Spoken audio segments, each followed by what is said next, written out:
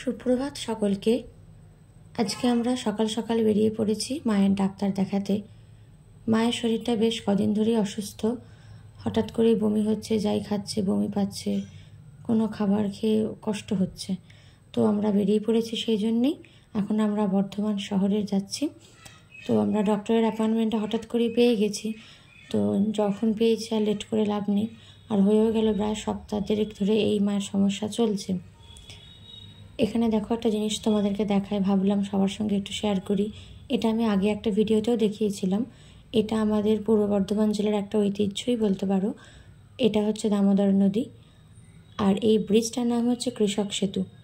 অনেকটা বড় ব্রিজ, দূরে সাদা সাদা কাশফুল দেখতে পাচ্ছ কি তোমরা? আমি যতটা পেরেছি, আর যেহেতু বাসে ছিলাম রানিং, তো আমি দেখানোর চেষ্টা করলাম। ব্রিজটার আমি দুদিকটাই তোমাদের দেখাচ্ছি, অনেক বড়। বাসেতে বেশিক্ষণ লাগে না, বাট আমি একবার হেঁটে পাস করেছি ব্রিজটা, তো প্রায় আধ ঘন্টা 40 মিনিটের মতো লেগেছে। এখন আমরা যাব, ডক্টর অ্যাপয়েন্টমেন্ট নেওয়া আছে, দেখি ওখানে কতক্ষণ কি লাগে, তারপরে বাড়ি আসার যেমন হবে আর কি। তো চলো আমরাও যাই, তোমরাও চলো আমাদের সঙ্গে। এখন ব্রিজটায় যেটা আমার সবথেকে বেশি ভালো লাগে, ব্রিজের শুরুতে আর শেষেতে দুদিকেতেই দুটো দুটো করে না খুব সুন্দর মূর্তি করা আছে। দেখো, দেখতে পাচ্ছ কি? দুদিকেই এরকম সুন্দর সুন্দর মূর্তি। আর যেটা আমার শহরটা ঢোকার মুখেই দেখতে পেলাম, একটা পুজোর প্যান্ডেল হচ্ছে।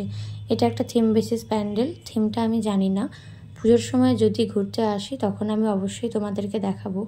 তো প্যান্ডেল দেখতে পেয়ে অবশ্যই খুবই মনটা ভালো হয়ে গেল।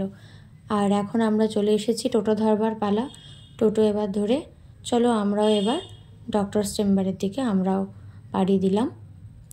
আর প্রায় বলতে গেলে এই তো আমরা এসে গেছি। আমি, দাদু, মা তিনজনেই এসেছি। দাদু সকাল সকাল চলে এসেছিলেন, কারণ নামটা যত তাড়াতাড়ি হবে। তো লাকিলি আমরা পুরো 1 নম্বরই নামটা পেয়ে গেছি।